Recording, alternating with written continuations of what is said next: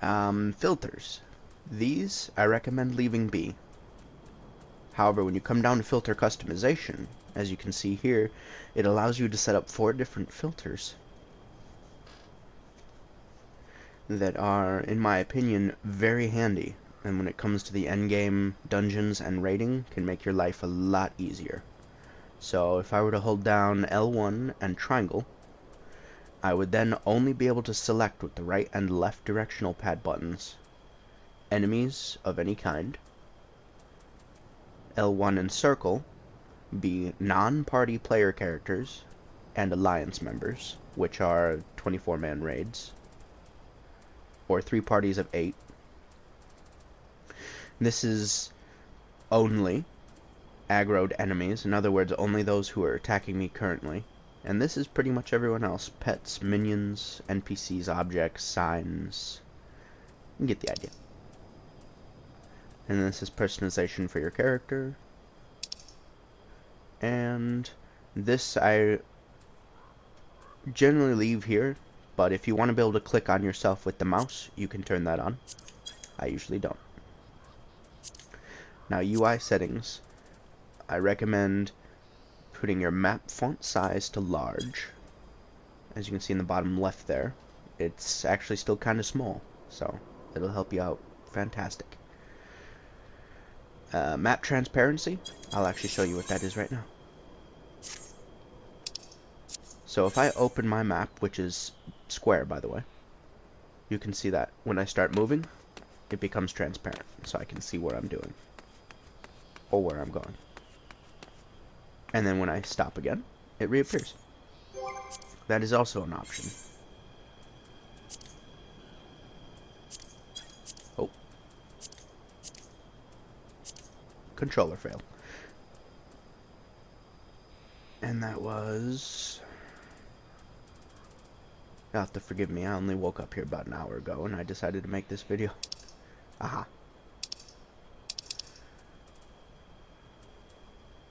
So the map transparency right there. You can also disable it so when you move and stop, it'll just stay up. However, I personally find that being able to see through the map while moving is more convenient. The HUD, lots of options here. They're mostly common sense choices. If you have questions on any, you will most likely be able to find something about them in another video, or a simple Google search.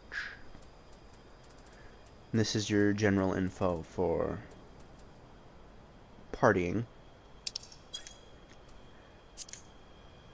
Click, saying the obvious. Now display name settings. This is where it gets fun.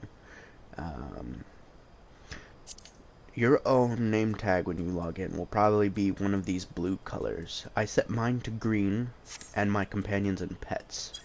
That way I know I'm the bright green name tag in that sea of name tags. Easier to pick myself out.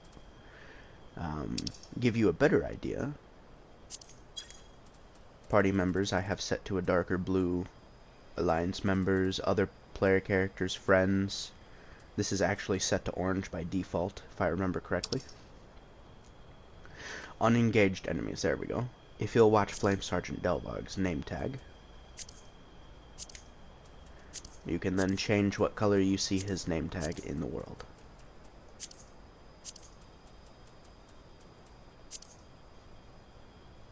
So it's just personal preference. And then engaged, once you attack him, his name color will change to this.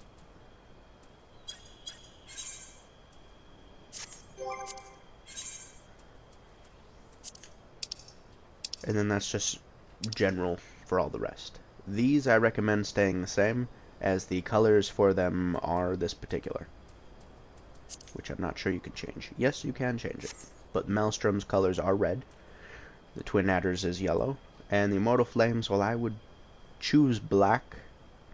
Blue was a little more convenient.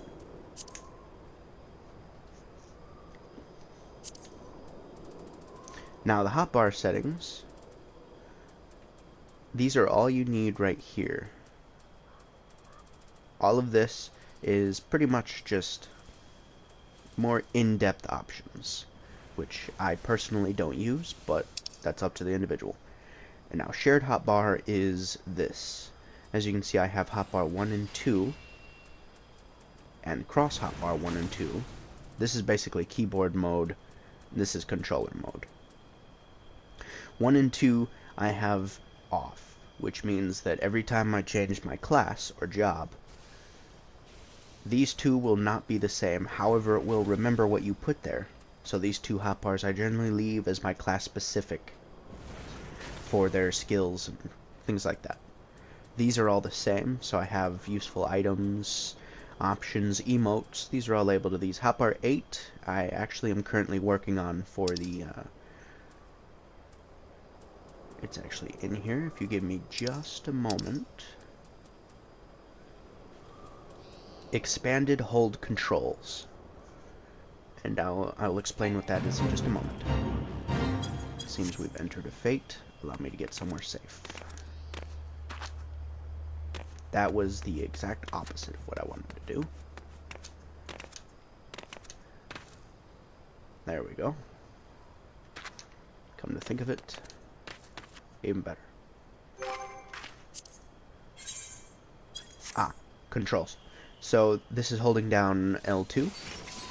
This is holding down R2. Now to use a skill, as you can see on Dark Side, I'm not sure if you can read it on the YouTube video, but if you can, while holding down L2, I'm going to hit circle, and you should see the corresponding skill highlight.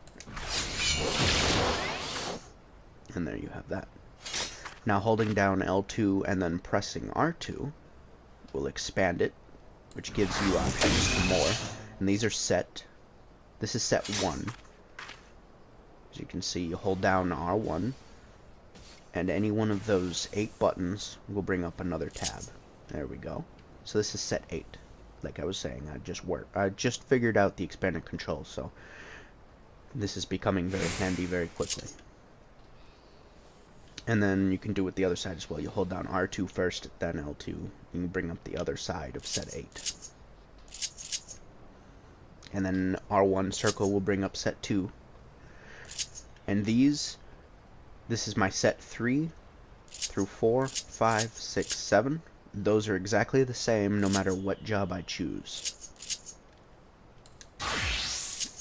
As you can see, all the skills just changed. However, set 3, 4, 5, 6, and 7 have all remained the same. Oops. There we go. I realize this video might be getting just a tad long, so I'll finish this up quickly. The cross hotbar controls I recommend hold. Mixed can be a little loopy, in my opinion. Toggle, well, you're either holding the button down or you hit it once, but then you have to hit it again in order to change. Which, again, that's up to the individual. I find hold to be much faster, though. These I generally leave alone. And then the last thing, the log window settings.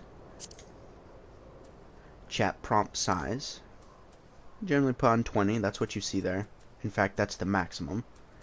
But I believe it generally comes set to 14 or 18. I don't remember specifically. Local time, you can set in 12 and 24-hour formats. You can also change this to server time or local time. If you change it to server time, it is going to be set to the time in the world where the servers are currently located, which I'm not positive where they are. But depending on where you live, it could be the same or different. Now, the log text colors, as you can see, I have green and purple writing in the chat. That is my free company, or in other terms, guild, in this game. And I have them set to green. It's just easier to see, and they're the only ones I have set to green. These two link shells are not in use, and those are...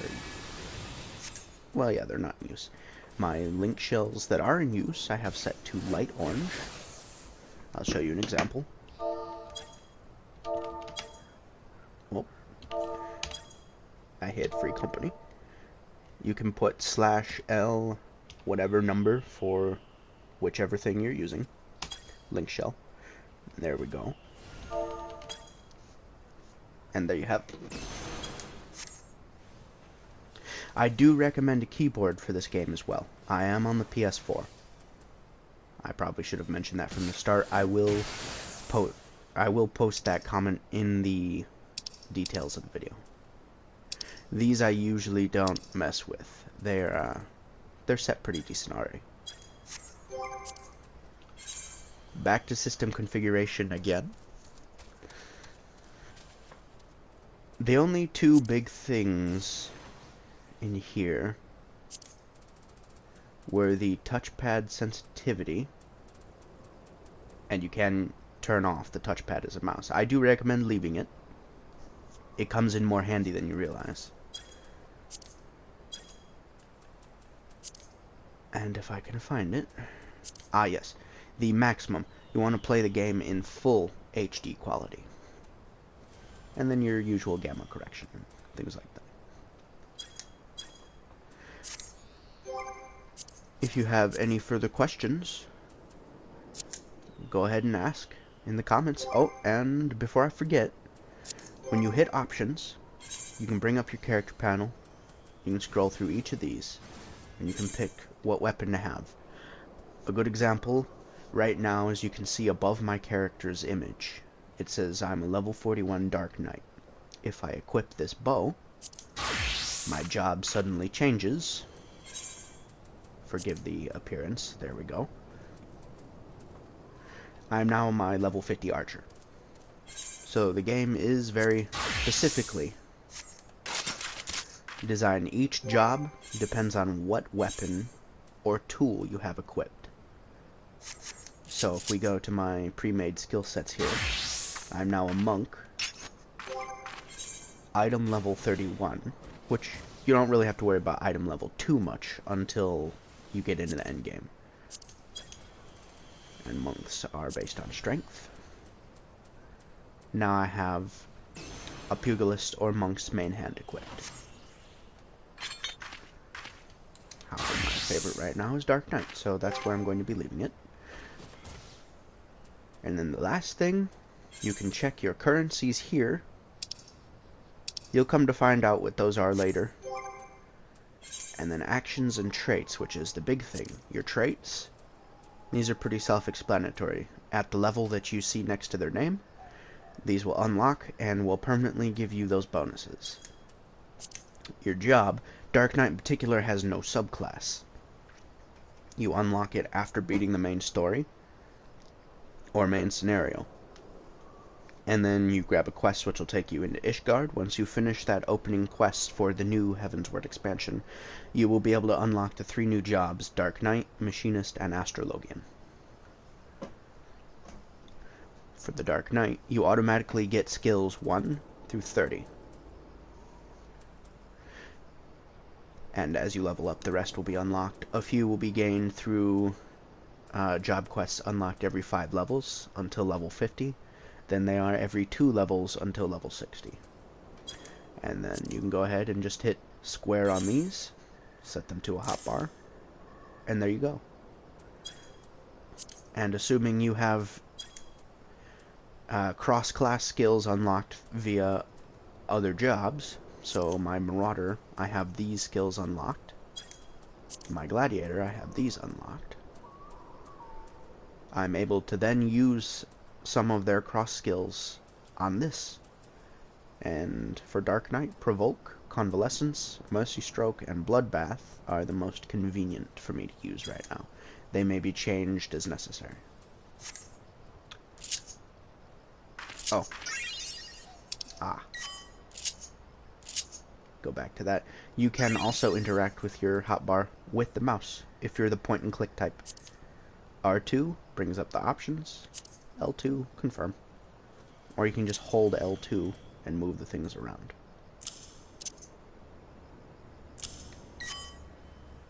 And there you have it.